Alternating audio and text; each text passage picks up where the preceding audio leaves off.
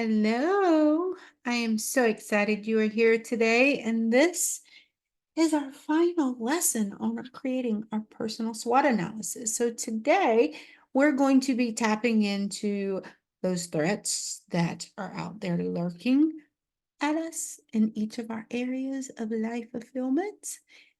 So, let's just pull up and just jump right into it. So, how do we identify our threats? So when we're thinking about our threats, we're actually looking at what threats can harm you.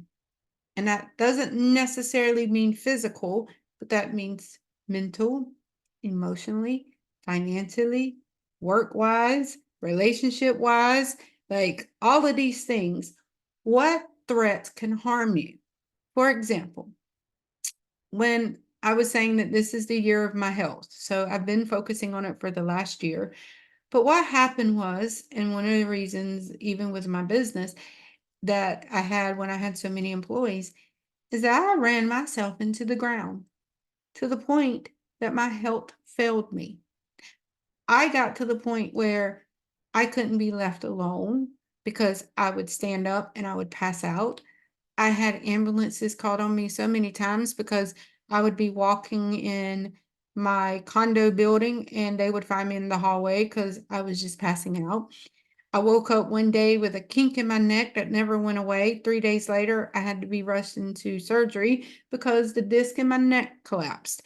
I had sciatic nerve issues. I had herniated disc issues. I had high blood pressure. All kind of, my body was just in an array and it was just shutting down. And I realized at that point that was a big threat because I didn't have the physical capacity, the mental capacity, the emotional capacity to run my organization. I couldn't do it. It just wasn't possible. And that was a huge threat for me, which is why my physical health is now so important because it's taken me years to get to the place that I'm at now, where I am pain free, where all the weight I gained from the steroids is coming off, where I'm not on any medication anymore. Went from 20 some bottles of medication to zero. That was a threat that was harming all areas of my life, not just one, all areas. So when you're looking at each of these things, I want you to look at what could harm you in each of your categories. What things are harming you right now? And then what obstacles do you have coming up? So when you go back and you look and you feel like every time you turn around, you keep hitting a wall, what are those walls? What obstacles keep coming up for you? Okay. Now, the last part of that is you looking at what actions do we take to eliminate these? Okay, so let's jump into actually how we can identify some of the threats. And these are some examples that could be for us. One is economic instability. If you're living in the world right now, we're feeling that. We do have economic instability and we're going through a recession and the job market is declining and there is a threat to our job security and our income. You know, I say the whole world is still suffering from PTSD from us going through COVID because this in my entire lifetime, I've never experienced anything like that. And I'm 50. It was like one day we were living in this world, and the next day the whole world shut down. That was terrifying. Our every emotion that we could experience showed up. And now we're stuck in home. We have no freedom to go and do anything. And then we're terrified. And if you don't believe that you have PTSD, be in a public place and watch somebody start coughing and see how you react. If you jump or like look with fear, then you're suffering from some PTSD in relation to COVID. And then we wonder why the world is in chaos because no one has been healed from what we experienced. It's like we just pushed it under the rug and kept rolling. And no, it's not working for us. Okay. Other threats is rapid technological changes, right?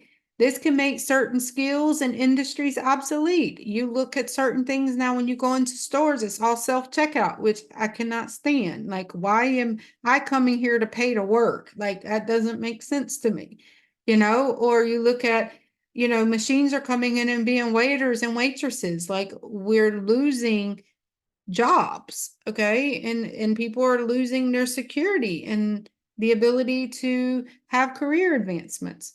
Competition, the competition for job opportunities and promotions, right? That can really affect your career goals, okay? Changing industry trends, okay? So like based on your career, that could be certain skills or services, which can threaten your job security, okay? Your personal limitations, such as health issues or family responsibilities, can limit your ability to pursue certain career or personal goals. Like one of my goals when I was younger is I always wanted to be in the FBI. But in order for me to go to the FBI, I had to be gone for a certain amount of time. I had a son and I was a single mother. I couldn't take him with me. So I had limitations into what it was that I could do. Okay. So that can be a threat. Negative personal habits. These are the ones that kick our tail. Okay. Such as an addiction or poor time management. These can truly affect our goals and they have a negative impact on us personally and professionally. Environmental factors, like such as natural disasters, weather, and events, like this can disrupt us and it could disrupt our plans and how we achieve things. I love walking. I can't go walk when it's 10 degrees outside. I could, but I'm not, or when there's a bad storm. So, what can we do to navigate around that threat, right? Political and regulatory changes, how that works with personal freedoms and income and job security. I mean, you look at it now, like our rents and mortgage payments are sky high. Most people are having to work 2, 3 jobs just to pay their bills. And they're not even there is nothing else for anything else. And the cost of food, like how are these things threatening you when it comes to certain parts of your life? Technology disruptions, okay, like cybersecurity threats or data breaches, right? These can affect us personally and professionally. If you have your credit or your social security number stolen and or your debit card or your credit card, like these things can affect you. And then global events, we all know this, like the pandemics, the terrorism, the wars, like look at all these people that are now shooting up public places. Like there's this underlying threats here. So when you look at your 6 areas of life, like how do you create goals that can help eliminate your threats? And again, you can't eliminate everything. I wish we could do that. That would just make life so easier.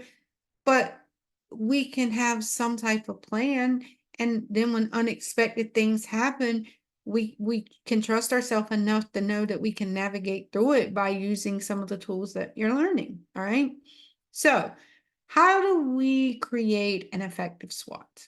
Okay, so you have your 6 categories, and this equates to life fulfillment. We identify our strengths, our weaknesses, our opportunities, and our threats for each one. Okay. And now we look at it. We look at it. And we use the information. And as we're looking at it, I want you to look and say, okay, here are my values. Here are the boundaries that I need. Okay. Also create your non-negotiables. That's very important too. Create your non-negotiables. Like these are things that I'm not negotiating on. And typically that's aligned with your values. But as you do this and you're being objective and honest, it's now we can address these. So I can pair up my strengths to my weaknesses and my threats and turn them into my opportunities and my strengths. And if I'm not able to do that, like for example, yes, I can go take digital classes and learn marketing and how to do that, but that's not in alignment with what I want to do. And I don't want to do it. I just will hire somebody to do it. Okay. So, but when you're looking at what your weaknesses are, ask yourself, is this a weakness that I want to correct? Is this a weakness that I can correct? Is this a weakness I can eliminate? And if you can eliminate it, what is the goal to eliminate it? How do we eliminate it? Okay. And as you go through this, create your goals. You know, I always like to have people use the SMART goals, like things that are small and specific and accountable, and create a timeline. So for me to not overwhelm myself, I create mine for the year. I do this every December, is I take a look at how my year went, and then I take the time to create it for what I want to accomplish in the next year. And then when I do that, I create 1 to 2 goals that I'm going to implement, and I put them in order that I want to create them. This is where you become strategic. Like, what is the most important one? Okay. In each area, and make them small and attainable. When I was looking at, I needed to lose 100 and some pounds. If I would have put that as a goal, I would have never felt like I could accomplish it. But instead, I broke it down to where I want to lose 2 pounds a week. That's my goal, is to lose 2 pounds a week. And my core is, if I want to go eat something, is this going to contribute to my 2 pounds a week? The days that I don't feel like working out, is this going to contribute to me losing my 2 pounds a week? And if it's not in alignment, then if I want to eat something that's not in alignment with that, I don't eat it, because my goal is more important. My will to succeed is stronger than my will to quit. So when you're looking at your goals, make them small. Don't overwhelm yourself, because if you have all these huge goals, then you're going to overwhelm your system and you're just going to shut yourself down because they feel unattainable. So for me, I make small goals. I choose 1 or 2 from each category for a quarter, and I start there. Now, depending on what the goal is, if it's a small enough goal that you can accomplish in 1 month, then add another one for the second month. But understand that you're creating these goals, and you need to make them small. Like, I had one of my goals is I am creating a new business. Well, that's going to take a while for me to create that. So I broke down, what's my first phase? Okay, well, let's get the first phase done. And here's the little goals that I need to do. Here's my time frame. Then we'll go to the second one. And so that's what I want you to look at that. And if you need to understand it, just Google SMART goals and take your goals and break them down. So if your overall goal is to lose 50 pounds in a year, then how many pounds is that a month? Then how many pounds is that a week? And then what do we have to do to get you there? Right? So my first goal last year on my health, it had nothing to do with losing weight. It was, I'm going to be active 6 days a week. That was my goal. So every day, no matter what it was, I made sure I was active for 30 minutes a day. I started out dancing because I was like, okay, I don't like to work out, so it's got to be something that's fun to me. So I started out dancing every day. And then I was like, ooh, this is fun. Then I was waking up every morning excited to dance. Like, who can't wake up in the morning being excited hearing your best music dancing, right? So then I started walking. And then 6 months, 7 months later, then I started paying attention to the foods I was eating. Then I ended up joining a program where I was then starting to do strength training. And then I found an accountability partner. So I did it in small steps because what happens is so often we try to do so much at one time and our system can't handle it because 9 times out of 10, we're already operating at 190% past our capacity. And then we're trying to implement other things. It's not going to work. And you're going to always give up on the things that are helping you move forward because you just don't feel like you have the time, effort, or energy. So take the time to focus on what it is that you want to achieve and take baby steps. Okay. Look at this as you just had a newborn baby. You just created these goals and these plans and these actions. You can't expect that baby to be paying all the bills in 12 months. Not possible. So take your time. Learn. Implement slowly. Look at yourself with compassion and grace. Stop criticizing yourself. Stop beating yourself up. Stop abusing yourself. Just take small actions and move forward. And for individuals that are managers in HR, and as you're listening to this, help your employees create these goals and figure out ways that you can help them focus on their strengths and help them eliminate their weaknesses. Like again, when I was in, my mental health world, people were struggling getting certain things in by certain times. So we created systems to prevent that from being an issue. So as a manager and as an employer, look at the things that your employees are weak at and put them in the position to where they can excel. Because if they feel like they're able to excel and they're able to accomplish things and they got your support, then guess what? They're going to be your best asset.